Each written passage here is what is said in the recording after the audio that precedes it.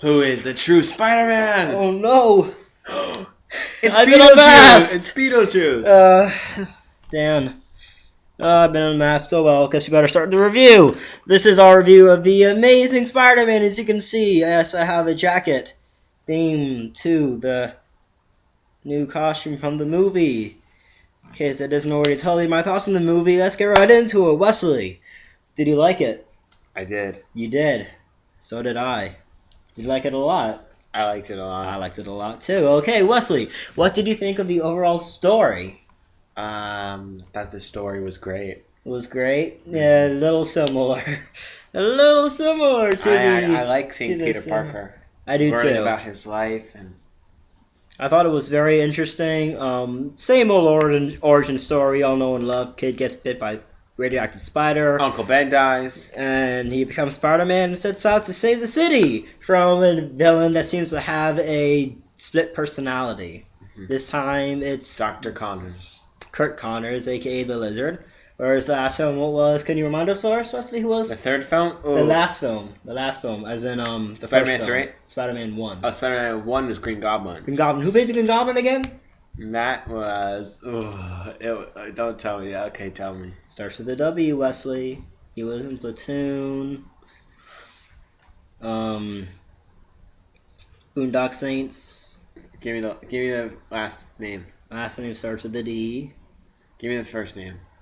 Willem Dafoe. Willem Dafoe played the Green That's what I was going to Green say. Goblin. Yes, he was considered Willem Dafoe. He's not a huge movie fan like I am.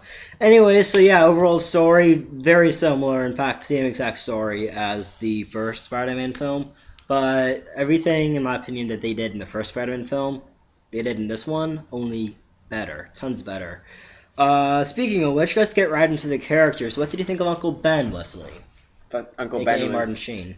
Uncle Ben was one of my favorite characters in the movie. Really? Did you think he was better than the last Uncle Ben? Oh, or? by far. By far, really? Are you being serious right now? Yeah, I am. Yeah, I do agree I thought too. the death scene of Uncle Ben was by Yes. far way better than the last death scene. And And it made more sense and actually like that could have happened.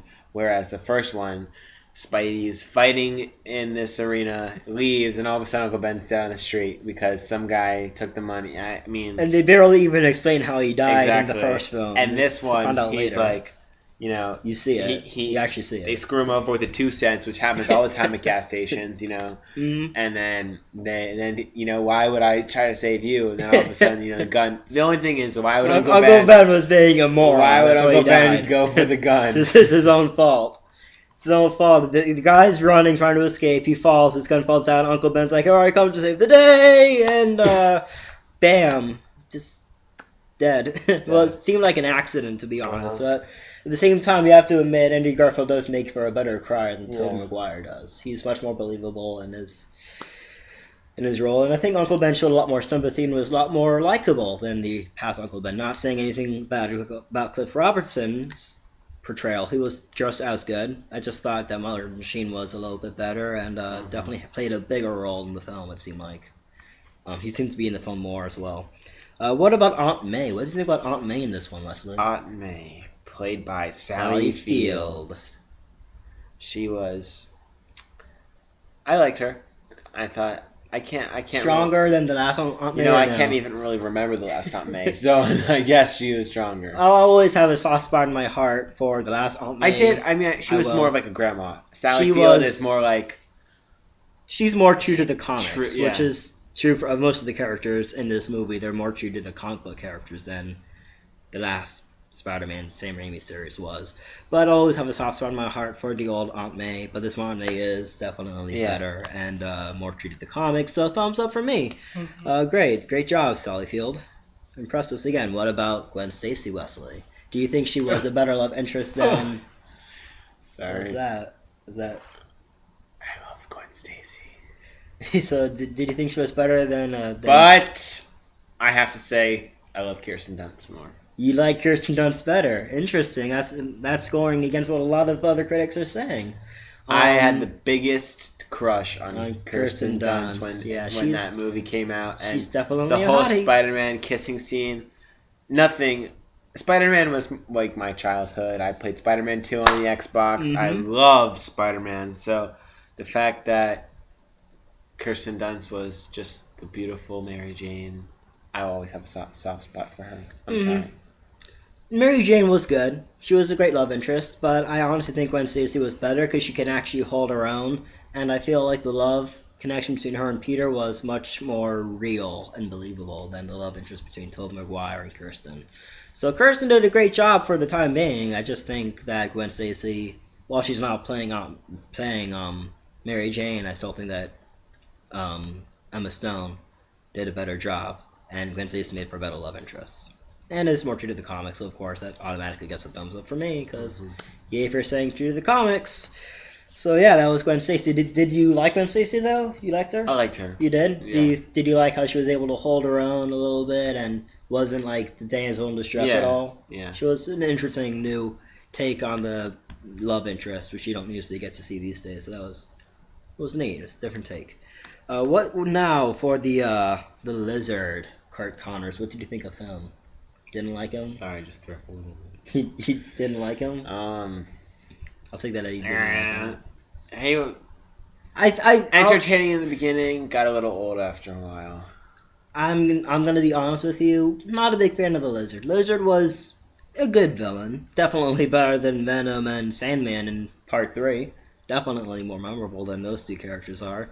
But at the same time, I have to say this much though. Kurt Connors was a much better character than the Lizard was. He was much more believable, much more relatable, and you can't take your eyes off him when he's on the screen. Kurt Connors, Rise Liefens, Just creepy, great character, just creepy. Just not as good as the Lizard. You knew something was off with Kurt Connors. I like Kurt Connors. I like that there was a mystery in this Spider-Man. What happened to his daddy? I loved how they started which they off. never resolve.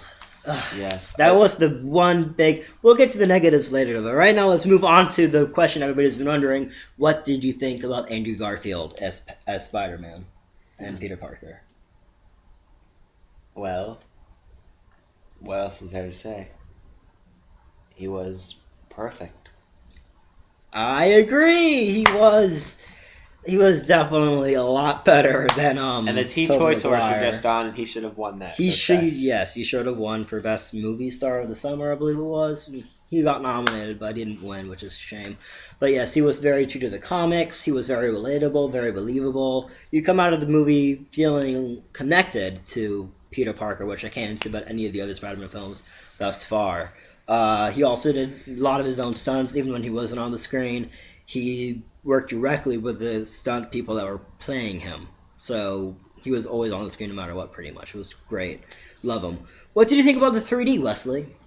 Well, I thought the 3D for this movie was especially good because of all the different scenes where your point of view as Spider-Man and when you're jumping on the walls and flying through the air. And I think that you have to see this movie in 3D. I agree as well. At least the first time, because it's such a different experience. It is. Now, the thing with this Spider-Man is that it doesn't focus on Spider-Man as much. Which is fine for me. It's fine with me as well. Peter Parker. I love delving into the Peter Parker character and saying what makes him tick. Fascinating film. Just 90% of it is about Peter Parker and therefore not much time for a whole lot of Spidey antics. But still a great film, and the parts that are in 3D with Spidey are fantastic. As Wes said, you will feel like you are Spider-Man swinging through the streets right beside him. It is phenomenal. I'd actually say the 3D is better than the 3D in the ride, and it makes you feel like you're there more than the ride does. I know, controversy, travesty, but that's what my personal belief is. So, did you like it better than the other 3 Spider-Man films?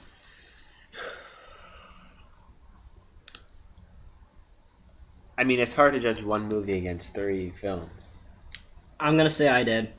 I'm going to say... especially the first one. I'm going to say I love this movie. And it hit close to home. And it was an amazing film. Mm-hmm. And it was totally better than the other 3 Spider-Man films. Agreed. So, you guys thought that I was going to go the other way, didn't you? So, any negatives, Wesley? Any negatives you can think of from the film?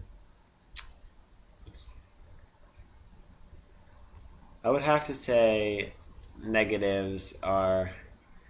The ending was a little weird in the fact that Gwen Stacy's dad died. I didn't really see Spoilers! that.